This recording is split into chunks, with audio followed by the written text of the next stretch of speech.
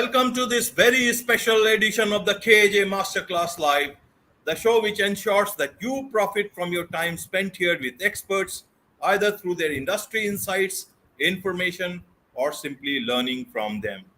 And today we have Teresa Easler, communication coach, business strategist, and founder of Connect to the Core Inc.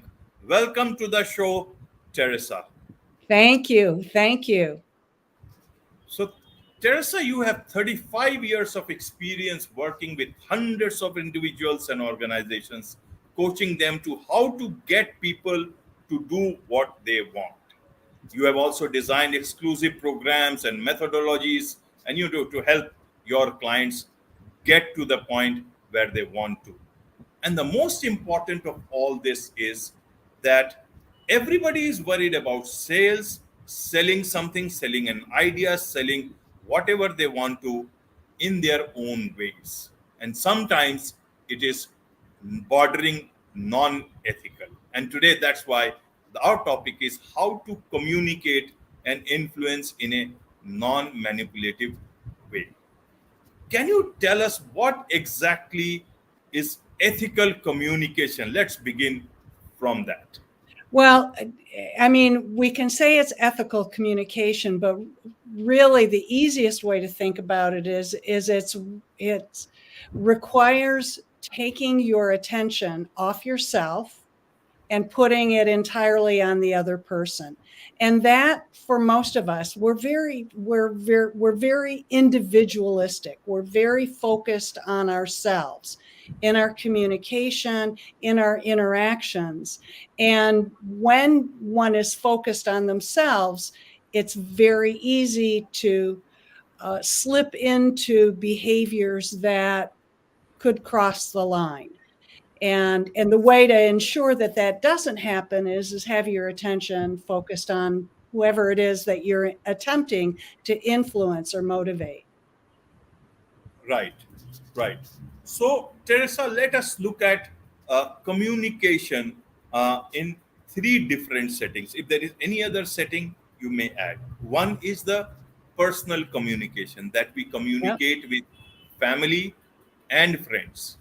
Yep. Then there is this work life where we communicate with our colleagues, our peers, whoever it is. And then there is this big area communication with clients, prospective clients, potential clients, and any other person there.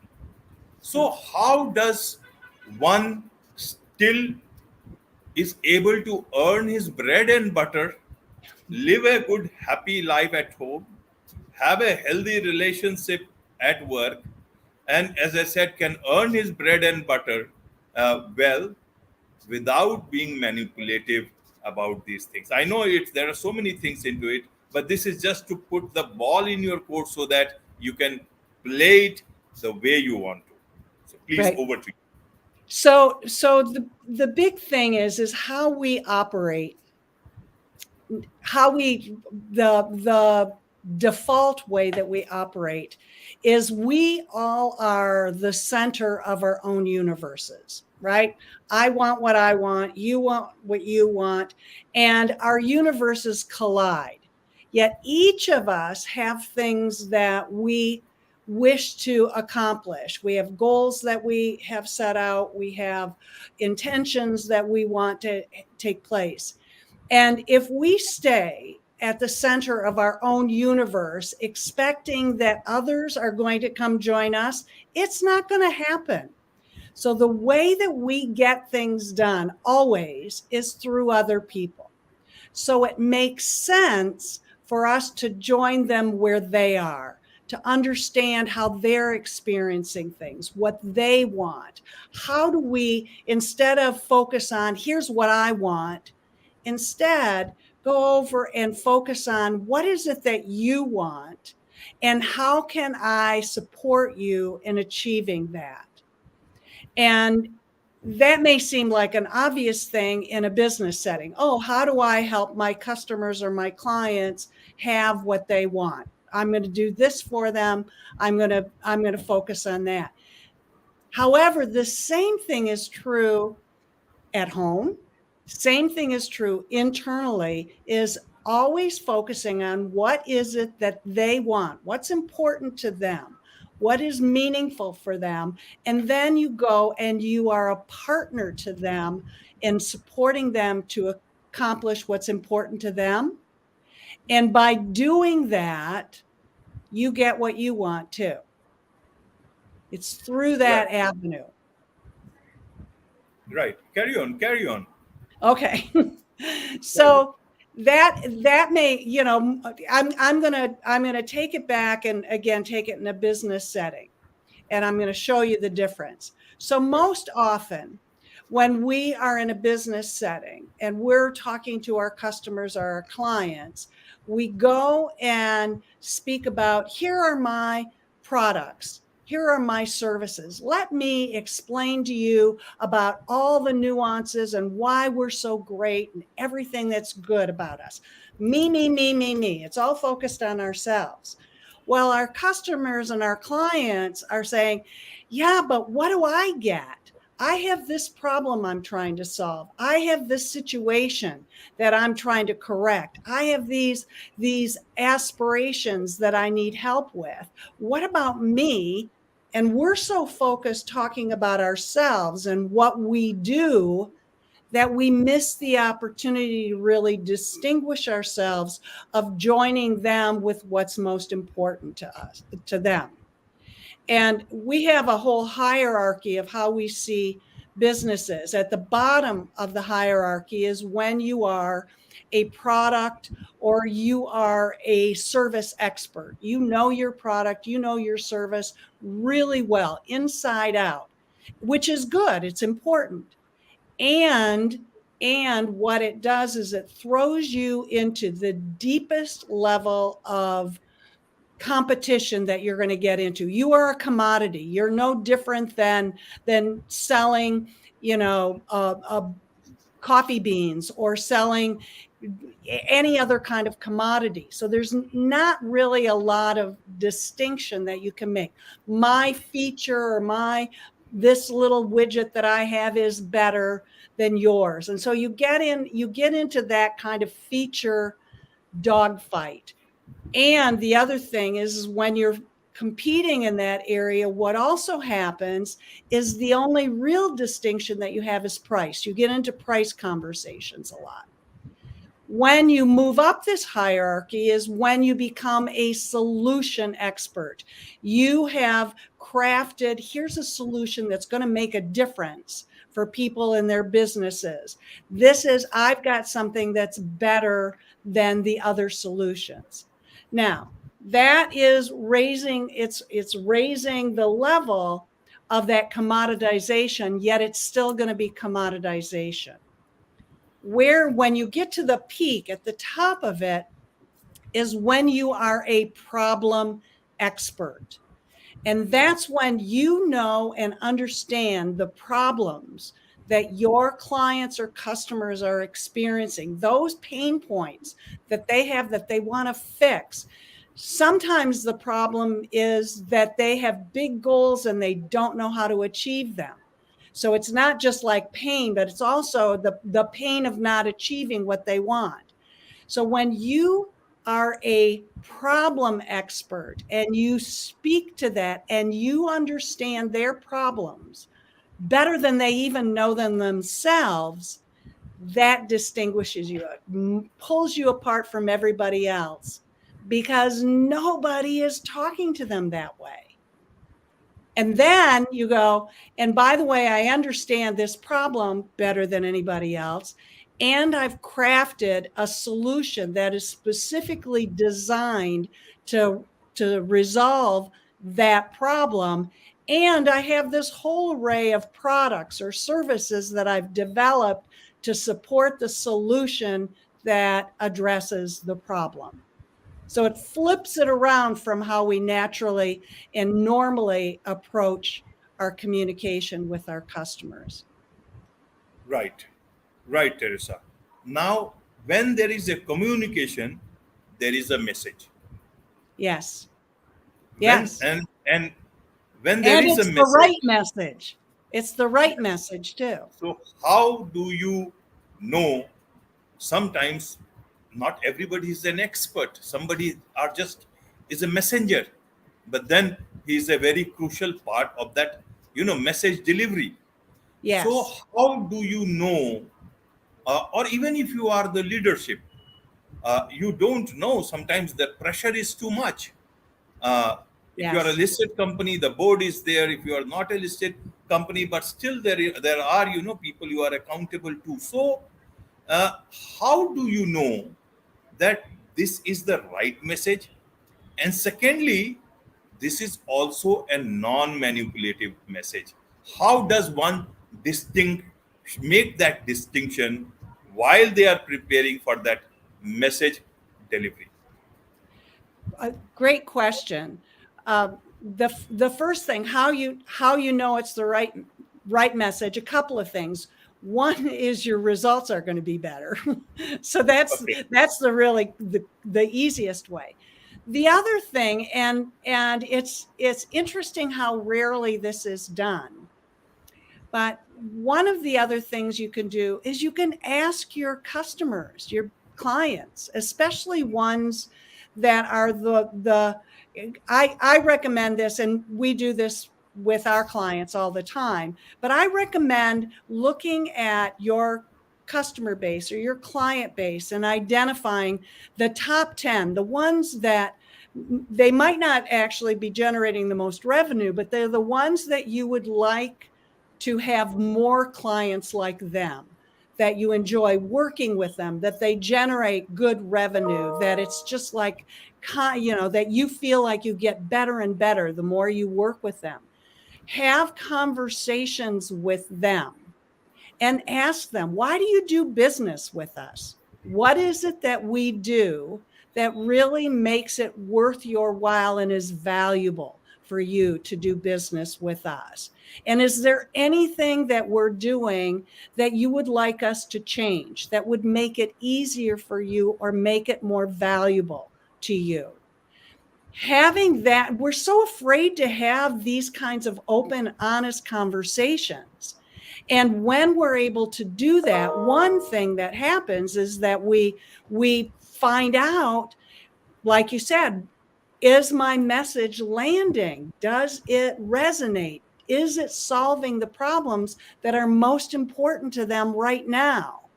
And if it's not, it's a time to go back and adjust it. So that's, aside from looking, am I getting the results? The other thing is have the conversation, have that relationship. This is you looking at, how do I bring the most value to my clients? And the only way you can bring the most value is give them what they're hoping for or need to solve the problems that they're facing. Now, you asked one other question, and that is what if, first of all, you're right, leadership has to lead in this. So leaders do have to lead in this, and they have to identify, here's where we are focusing. And when it gets down into the messengers, one of the things that I've seen, we've worked with countless sales teams and helped them shift in how they're having these kinds of conversations. And for many of them, it's a tough shift because they have been, I'm not going to say, most salespeople haven't been trained. So it's not like somebody has taught them to do this. Well, what they've done is they've fallen into a default, because what they have been trained in is, here's the product. Let me tell you all about the product. Have deep product knowledge. And they haven't been trained or been worked with in, how do I have a conversation and go in to understand my clients so I can be their partner as they are taking on the challenges that they have in their own businesses, and they're looking at different ways that they can grow. Right, right, Teresa. Now, after you have fixed on the problem with the not so right message to the right message, then the thing is about messengers. Yes. How do you know who is the right messenger? And the practical aspect here, if I ask to narrow it down, is that who will be your messenger? Will it be the salesperson who is knocking on the doors, or is it the celebrity who is doing your endorsement outside as well as on the TV screens, or as well as social media? How do you know what is the right messenger for you? Well, I think there are a couple of things to think about. First of all, anybody who has any touch point with your customers or your clients is your messenger.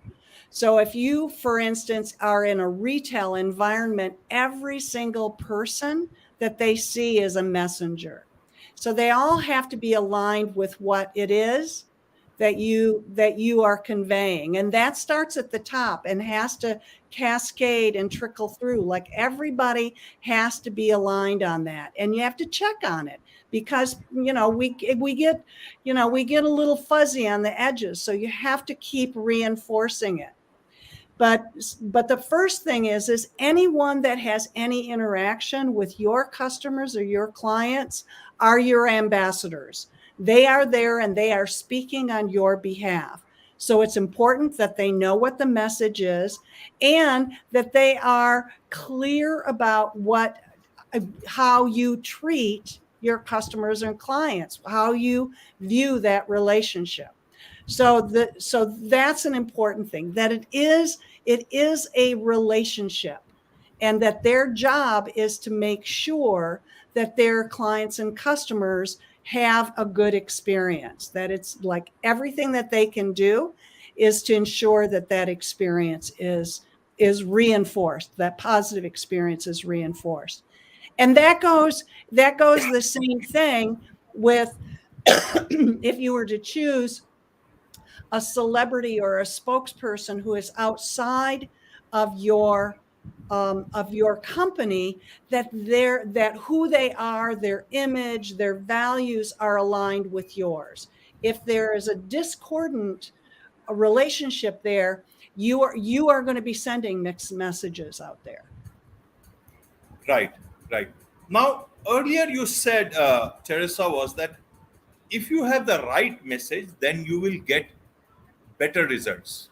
If Yeah. right message can get you better results, then are these right messages manipulative ones or the non-manipulative ones? Yeah. Well, I my own point of view is that they are not manipulative. Now, I'm going to say this. There's a caveat, and this is part of my own value system. Is that is that I strongly believe that what it is that allows for us to get the best results is when we are connected with each other. We all as human beings want to have that connection. Now, does manipulation work? It does. Sadly, it does work. And it works in the short term. And this has been proven with very all of the inbound kind of marketing that has happened is where they're going and they're grabbing more viewers and they're looking at more people who subscribe. And what happens is that they fall off because there's no relatedness. As soon as the manipulation, it's like we catch on, it's like, okay, I don't want to be manipulated anymore. We fall off. And so there has to be a constant new influx of people to fill in where the ones are going, yeah, I've had enough, and they drop off. When you have a connected and non-manipulative relationship, it's long term. You're in it together. You stay together. And it's the two different schools of thought of this actually come out of two different schools of thought of psychology. So there's the BF Skinner School of Psychology. That's that more manipulative thing. It's almost like Pavlov's dogs, right? If I do this, you get this, and if I do this, you get this, and it works. It works. We become conditioned to do things, right? We get conditioned. It's clickbait, right? That's what that then all sorry to is. interrupt. Then it is Pavlov versus Maslow. Where do you? Exactly. Exactly.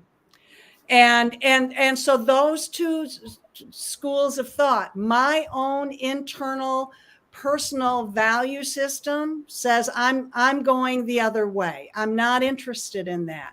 I'm interested in something that is sustained for a long period of time, that is really about me making a contribution in a good way, and that I can inspire people to take specific action and get great results without having to, you know, appeal to our most basic instincts. Instead, it's like my approach is speak to the bigness of people and give them an opportunity to be their best, instead of let's get down to the dirt. Right, right, Teresa. Now, tell me one thing. You talk to so many businesses, owners, Yes. CEOs, top leadership. Many are owned by individuals or a group of people, and they hire their CEO. When they know that business is in continuity and the CEOs may come and go, Yeah.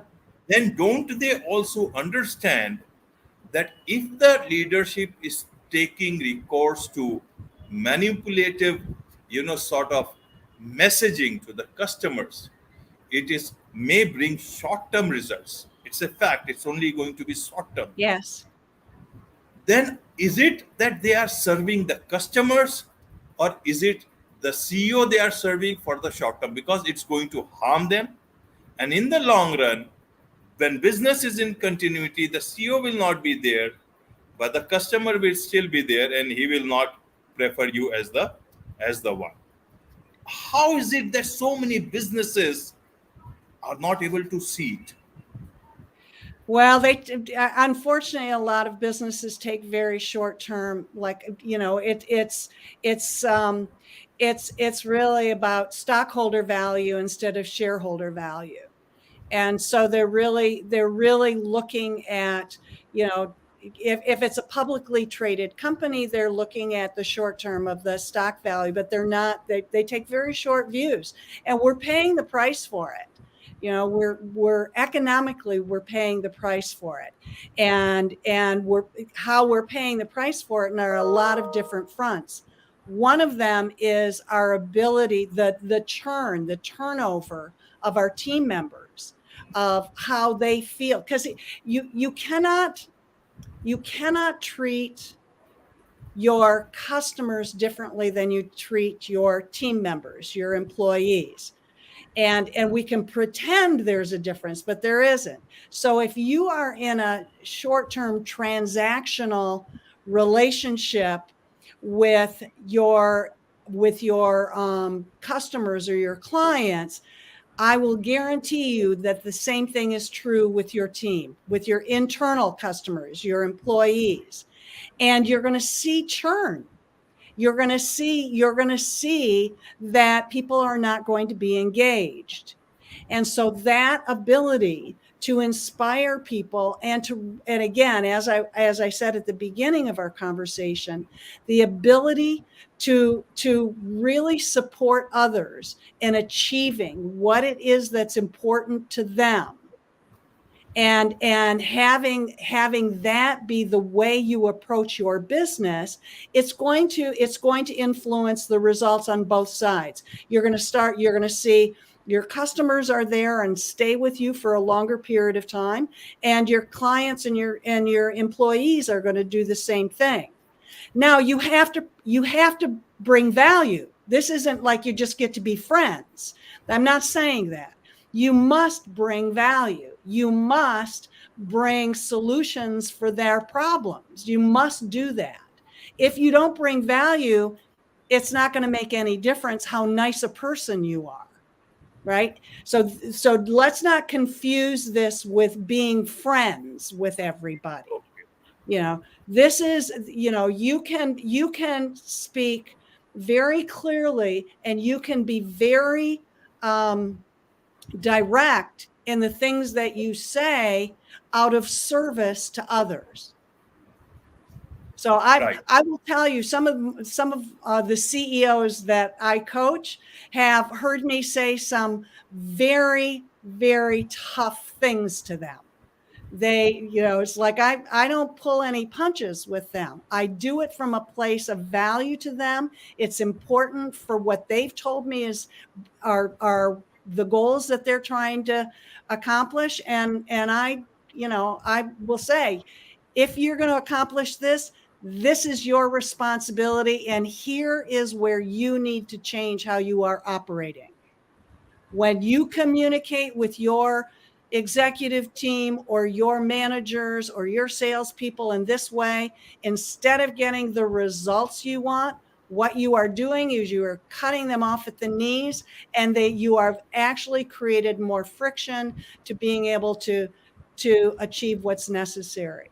So it's important to know that this is like being of service to others and being a problem solver and being in relationship with them doesn't mean that you're best friends and that and it's all, nice, kumbaya, warm and fuzzies. That's not what it means. It means sometimes, man, it's like tough stuff, but that's Right. being service to what it is that they want to accomplish, supporting them to get what they want out of their lives as CEO or as a salesperson, or an employee that's a customer service person, or anybody, or your spouse.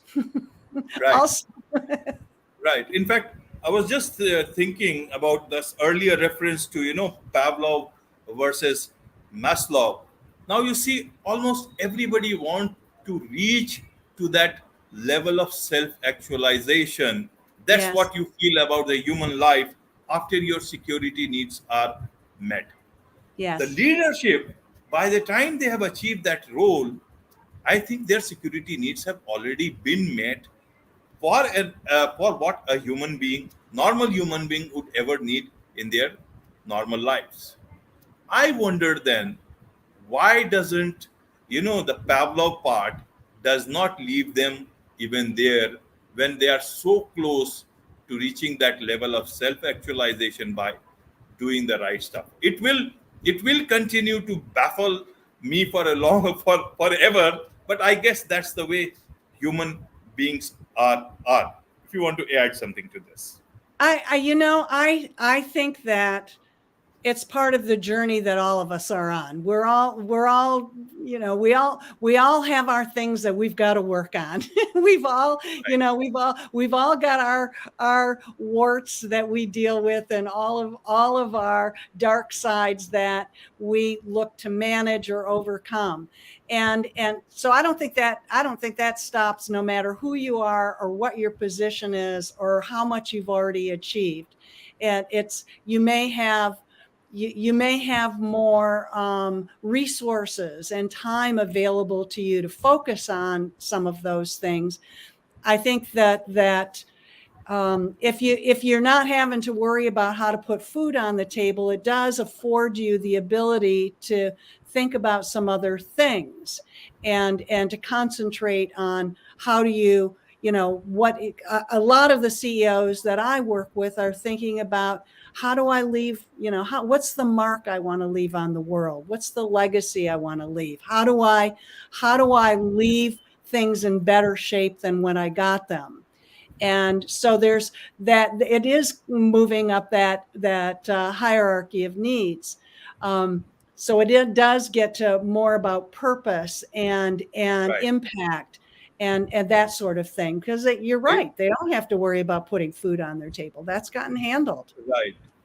Right. And the thing is that it's like, you are thinking of the throne or you are thinking of the king. In the same way, you are thinking of the company or you are thinking of people who are the biggest, constituent of your products or services. That's Right, that's a wider question, and that each will have to look in their own right. manner. Now, coming back to the reality of, sales. Now, you see elevator pitch. Elevators are becoming faster and faster with the change of technology. So your time is very short there. Yes, So the pitch has yes, to be very quick. yes. How does that sales pitch work in today's time? Does he have to be very direct? Listen, man. I just, I hurt your dog early in the morning with my bike, but I went to my office and I've got something very good, some medical product which can cure him immediately. What do you say? Means how Right. does a salesperson work in today's time, and with Well, the right sort of non-manipulative messaging? well, the first thing I think is you don't have to say everything in the pitch. What you have to do is engage an interest. So the first thing is did you get my attention and do I want to know more? That's really it. So if you think you're going to say the whole thing in 10 seconds or 15 seconds, it's not going to happen. But in that period of time, what you can do is you can pique someone's interest and you can have them be interested in knowing more. And so that's and the fastest way that I know that people will become interested is when it's about them. So you talked about a medical device that is going to be life changing. If you're, I'm going to just make it up here, but if you've got something that is now I have been suffering from itchy skin for decades and I've tried everything and nothing works, and there is this new breakthrough that's going to solve this problem for me. Address the problem that you've tried everything else. We've got the thing. You won't have to go anyplace else. This is going to solve it. And if you want to know more, here's how you find out more. And Okay. it's up to them. We honor that the decisions are made by the people that you're speaking to. They're the ones, not you. So honor that they're the ones who are going to make the decision. And if they're interested, give them a clear way that they know what to do if they're interested. And that's it. That's one of the mistakes that people do is they don't make it easy for people to understand if they want to have more, that they, here's the path. Here's what you do. Right, right, Teresa. Now, my last question, in fact, in a nutshell, coming back to the same thing, is that to communicate and influence in non-manipulative ways. So, things that one can take care of, things those are doable in whatever circumstances. One is whether it's a salesperson on the ground or the top leadership, what they can do, which is, which can still be non-manipulative, and still they'll be getting their job done in the best manner possible with the best results. What are the things that you can think of to tell them as your message? Well, the first thing is it's not about you. It's not about you. It's always about the other person. And to be clear on what it is that you are, make a strong request. Know what your requests are. We are not very good about what we're asking people to do. We will tell people what to do. We're not very good at making requests. So we get a little weaselly about what we want to have happen. So first, no, it's not about you. that the other person has a choice in what they're going to do. Make your request, have it be specific so that it's who does what by when. So it's very specific, and allow them to make their choice. If you have it be entirely focused on them, what's in it for them, why do they care about what you're saying, and you give them very specific direction in your request, you're going to see your results are improved. It'll happen. It's just there. It can't not happen. Right. Right, Teresa.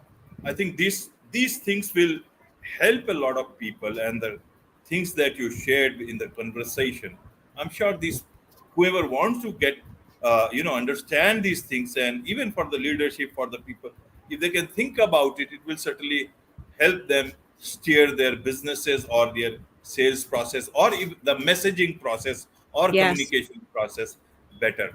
But a lot of people would want more from you, and it's not possible just on the show. So how do they connect with you? A lot of, India is growing, a lot of people in India, businesses, small businesses, they are coming up, and it's all a global world now, in the true Yes. sense. So how they can connect with you, how can they get your help if they have to? I can be found. The company is Connect to the Core, and you can find me on LinkedIn. You can find me on social media, Instagram. I post I post things all the time with different tips that they can tap in and find all of those things. If it's somebody that they know that they want some support and help with their messaging, or if they want some support or help with their sales team and how their messengers are getting the message out there, they can contact us at info@connecttothecore.com, and we'd be happy to have a conversation to see if there's a good fit for us there. But the easiest way to reach us is through LinkedIn, Instagram, any of the social aspects is the best way to. The other thing is you get to test drive us. You can see if you like what we have to say and if it resonates with you. So it's, you can date us before you decide to marry us. Right, right, Teresa. In fact, as I was telling you, I'll also share this information onto the YouTube description so that people can just click there and reach you much, much faster. So thank you. Fantastic. Right. Thank you Thank so you so much. much. Thank you. Thank you. Thank you for your time. Thank you for all these nuggets of information. And thank you for the nice and conversation that human beings, when they become salespeople or when they become leaders, can still be human and be good human beings. Till They can then, be humans better than when they are. yes. And at the same time, the battle between Pavlov and Maslow will continue. And It we've got to will. be humans amidst all these things. So Yep. thank you once again. With this, it's a wrap on this very special edition of the KJ Masterclass Live.